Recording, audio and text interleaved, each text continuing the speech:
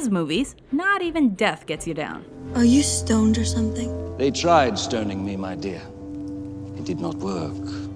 Welcome to WatchMojo.com, and today we're counting down our picks for Tim Burton's top 10 movies. You're alive. For this list, we've included movies Burton either directed and or wrote. Number 10, Mars Attacks.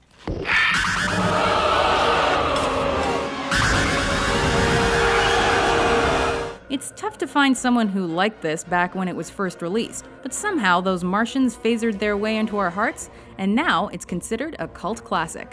Don't run, we are your friends. With a seriously star-studded cast, enough camp factor and B-movie awesomeness for 10 flicks, and some of the quackiest aliens ever put to film. Jesus Christ! Mars Attacks is definitely weird. But that's what makes it a Tim Burton joint.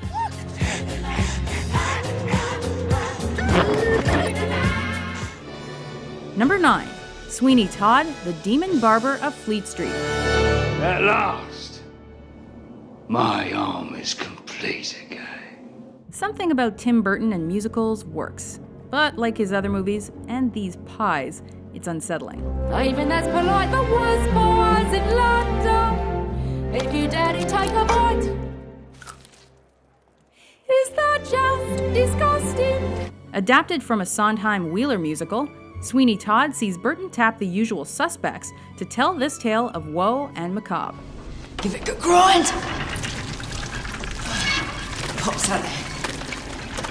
Even though the story isn't his, it embraces typical Burton motifs: love, revenge, a little dash of insanity, and a whole lot of blood.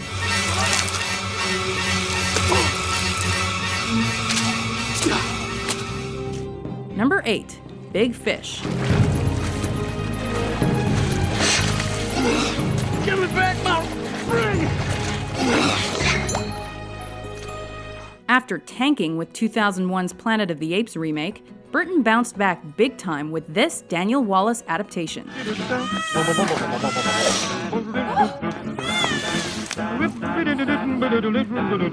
With this film, Burton lets us in on a secret about his love of creating fantasy worlds out of the ordinary. Armed with the full knowledge of my own death, I knew the giant couldn't kill me. All the same, I preferred to keep my bones unbroken. Why are you here? A southern fairy tale about storytelling, death, betrayal, and familial rifts ultimately becomes a tale of understanding between a father and son, all told with Burton's signature visual elegance.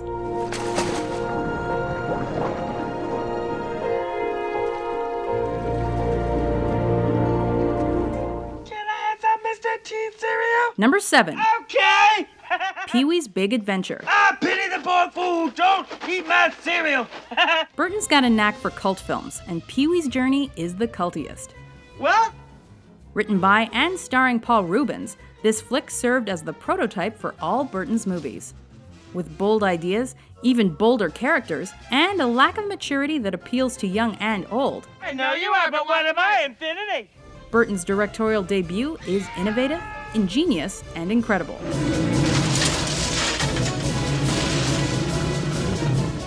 And remember, keen fashion sense and stellar dancing skills can get you out of anything.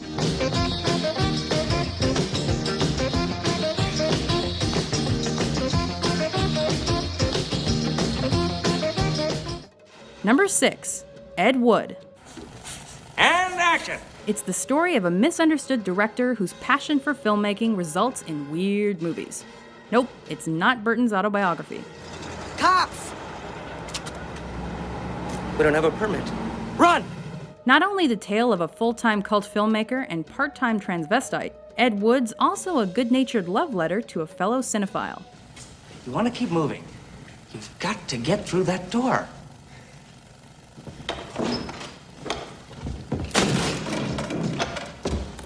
And cut. Perfect.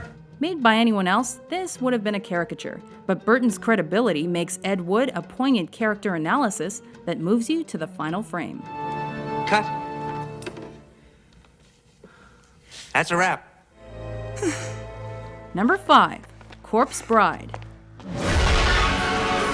Burton nurtures his love of stop-motion animation with this characteristically dark, witty, but loose adaptation of Jewish folklore. You may kiss the bride. Another foray into family-friendly fare, this surprisingly happy movie tells the story of a man who ends up in a grave misunderstanding when he gets cold feet on his wedding night and unwittingly marries a dead bride.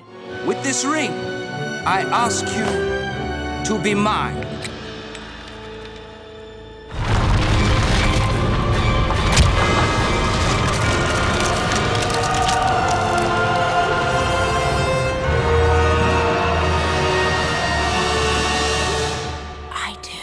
Despite the morbid themes, it's one of Burton's more uplifting offerings.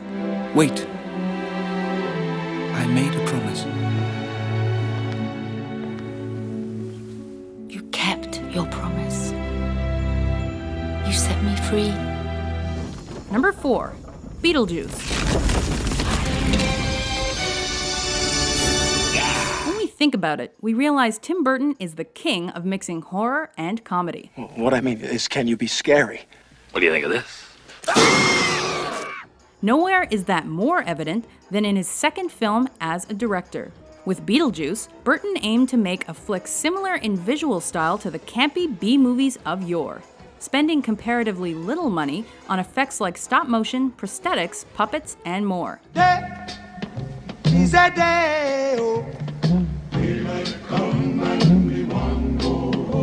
It's enough to make your head spin. Number 3, The Nightmare Before Christmas. What's this? What's this? There's color everywhere. What's this? There's white things in the air. What's this? A Disney Burton pairing? Surprised, aren't you? It's hard to believe Burton didn't direct this, but he was too busy with Batman Returns at the time. Even so, this critically and financially successful stop-motion movie positively screams Tim Burton, right down to the creepy character designs, Danny Elfman's score, and strange but endearing story. Consider this a vacation, Sandy. A reward. It's your turn to take it easy. If these are the kinds of skeletons Burton's got in his closet, we'll allow it. And what did Santa bring you, honey? Merry Christmas! Number 2, Batman.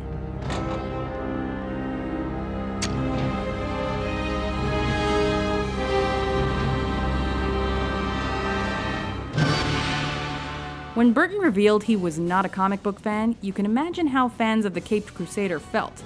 They were even less impressed when usual comedian Michael Keaton was awarded the cape and cowl. But the controversy disappeared when crowds saw the movie. I'm a lot happier. Dark humor, comic book-like visuals, and fantastically vile villains helped make Burton's Batman and its spectacularly sinister follow-up a bat-tastic success. I want you to tell all your friends about me. What are you? I'm Batman. Number 1, Edward Scissorhands. Those are your hands. What happened to you? This is the director's favorite film from his catalog, and we couldn't agree more. It has Burton written all over it. From the kitsch factor, spectacular cast, Elfman soundtrack, and main character we both love and fear.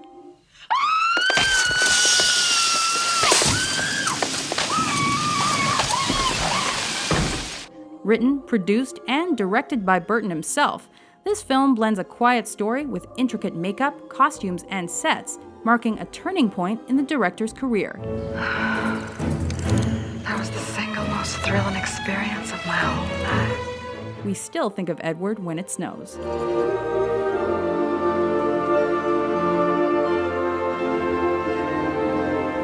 Do you agree with our list? Which do you think is Tim Burton's best movie? For more top 10s about your favorite flicks, be sure to subscribe to WatchMojo.com. But that's the end of it.